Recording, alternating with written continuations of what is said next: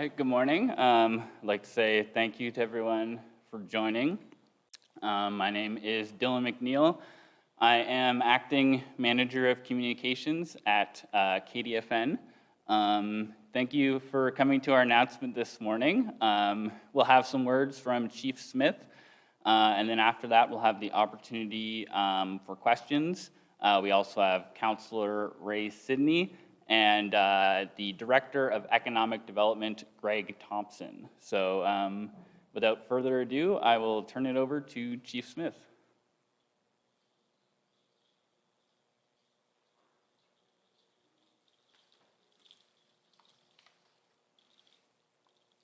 Shonithan Dylan.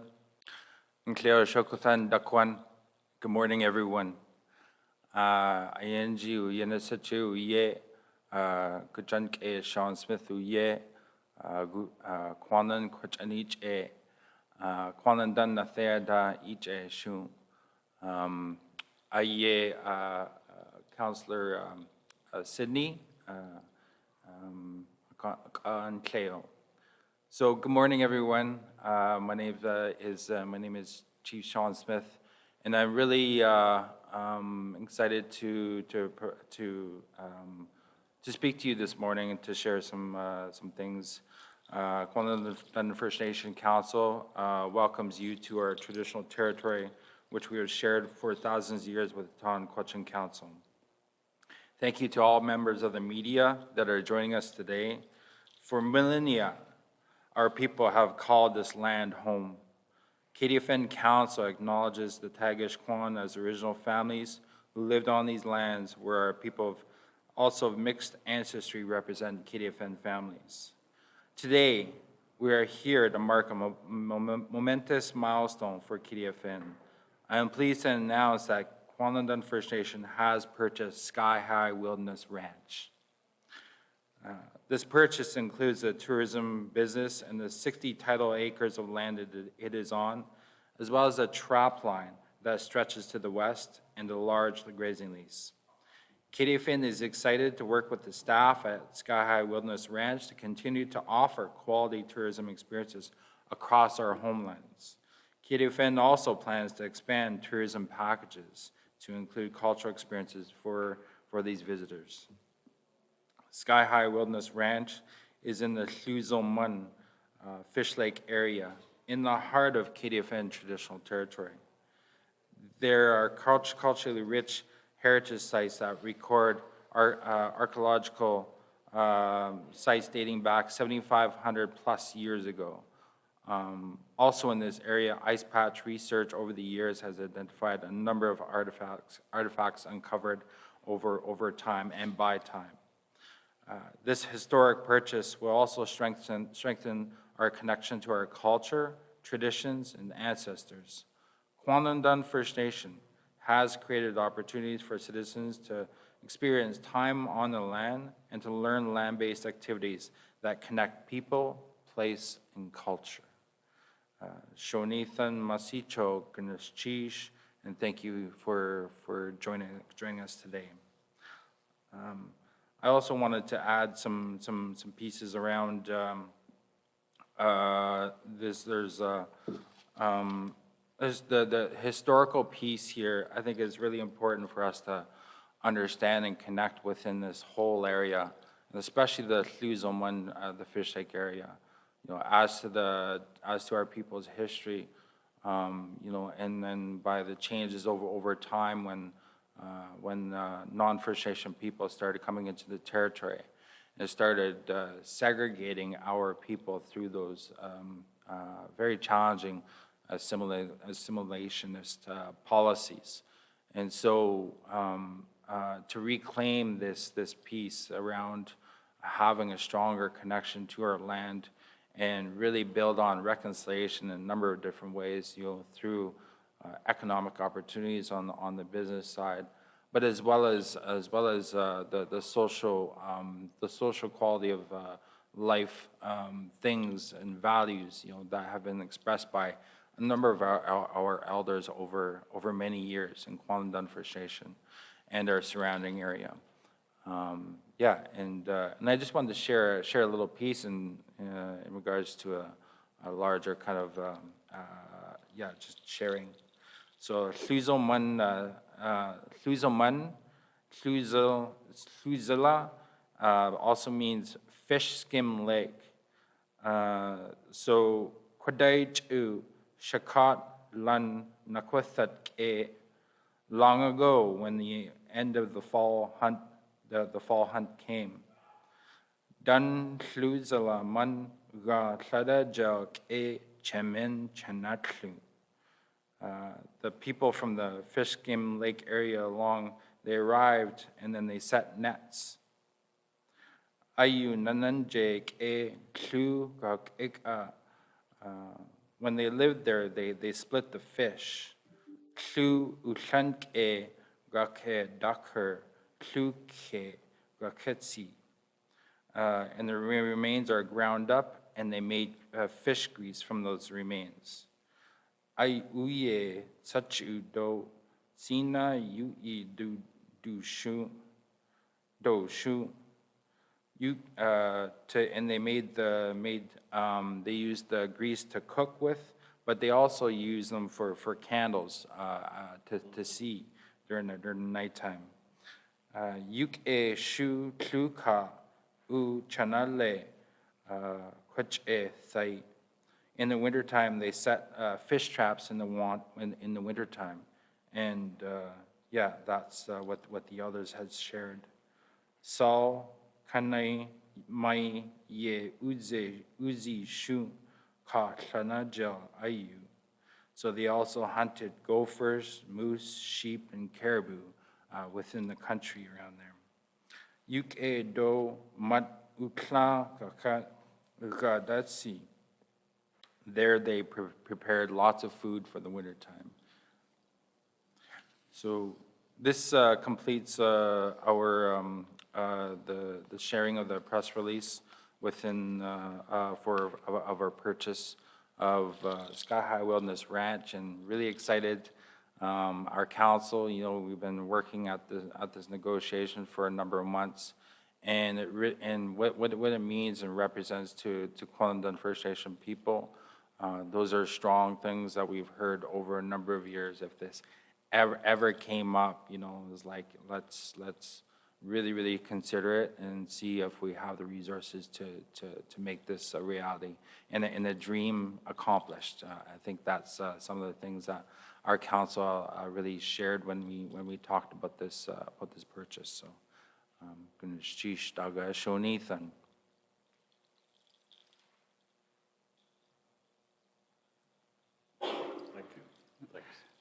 Thank you, everyone. I now invite Greg Thompson to come up, and we will turn it over to the media for some questions. So Greg can answer questions, and Chief Smith can also jump in with whatever he'd like. And Greg is the Director of Economic Development here at KDFN. So. Thanks a lot.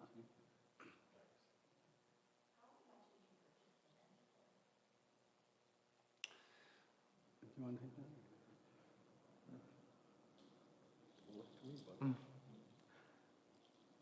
Thank you for that question. It's so when we're looking at the offers of the ranch, it was really some of those things that we consider in terms of fair market value and those kind of things. And we did get experts, within the field of real estate and estimating those things, because that's really some of the real strong due diligence our council and our staff had really encouraged in approaching this offer. And so when we're looking at it, it's important to look at things in terms of value, right? We have this monetary value that we use to look at things and estimate like a dollar value to things. However, in this, things in terms of kind of the connection to our people, to our culture, to our identity, those values are a lot stronger.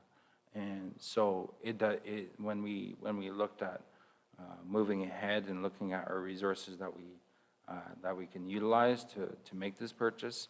Those are strong considerations in moving ahead. So it was amount of $3.5 million, and so yeah, and that was some of the things in terms of looking at this opportunity and the time we're in. Like you see all across, our community, the city of Whitehorse and in our larger community, and across the nation too. Land values has gone up double, if not triple, within the last 10 years. So it's really, really incredible, the things that we've seen within our real estate and what values are and what land values are. So for us, the values, it's much greater than the 3.5. That is reflected. So thank you for the question. 3.5 million is quite a big amount. I'm wondering where do you get that resource? Do you have partnership with the Yukon government or collaboration? Where's that money coming from? So that's an important question, and I'm just going to share that there's no partnership here as to making this purchase. This is a solely owned, 100% owned by Kwanlin Dün First Nation.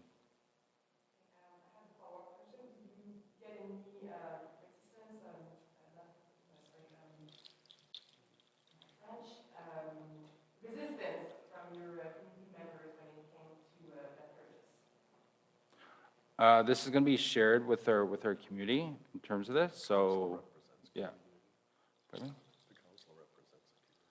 The council represents the community, and those are important things when we're looking at that. And yeah, and so we talked about the things that we heard over the past number of years with our elders and knowledge keepers, and as well as our citizens. And so these are decisions made by council for our people. So was there any consultation made directly, or was the decision made by council? No. We have authority over our dollars as a self-governing First Nation.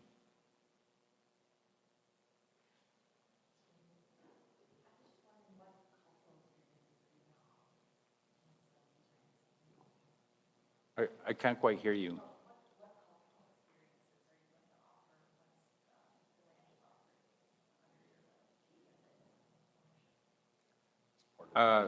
There's a number of different opportunities that we could provide in terms of the cultural experiences.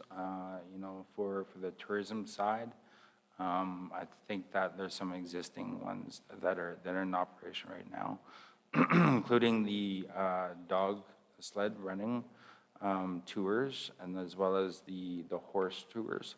And so from what we've gathered from the previous owners,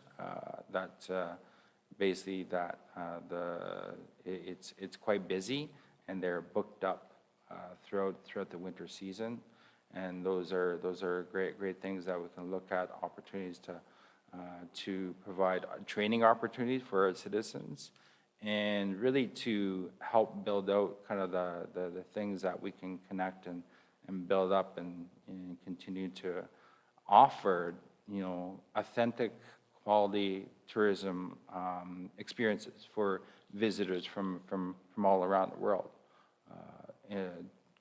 Cultural or tourism, or more or less cultural tourism, has been really, really strong point within the last 15 to 20 years in terms of people looking for authentic experiences. So with the ranch and the existing operations, along with the opportunities with the trapline, we have stories shared by many of our elders about the experiences and things that connected our people to land prehistory, to pre-contact, but as well as post-contact, including a number of different things that has happened over a number of years within our traditional territories. So does that sell include the dogs and the horses also? It's 100% owned by Kwanlin Dün First Nation. Yeah. The dogs and the horses will be kept in the property, there's no, Yes, that's correct. Did you want to speak to this? Yeah, as far as we bought all of the assets of Sky High Wilderness Ranch and all of the shares, and we plan to continue to operate. You know, today there's tours happening today at Sky High. We plan to continue to operate the tourism business similar to it's been operated and slowly bring in more culturally relevant programming within those tours, which is something we understand is highly in demand. are you keeping one of the owners on board as some kind of help? This is a huge purchase. Yeah. So I'm hearing a lot of opportunities, but not so much as the plan exactly what it will be. Absolutely. We have hired there were two previous owners, and we've hired one of them on as the general manager. And we plan to continue operating the business so that it will, you know, it's a well-respected and well-sought-after business in the territory.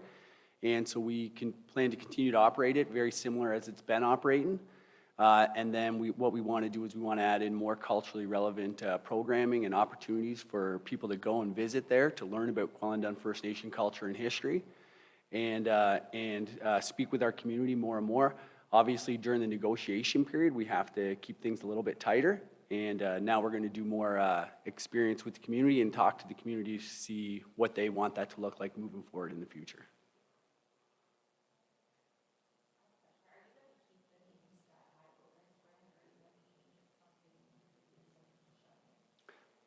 That's a great question that we are wrestling with. The plan for this winter is to make very little changes because the business, you know, we just purchased it. It is operating successfully, and we want to continue that.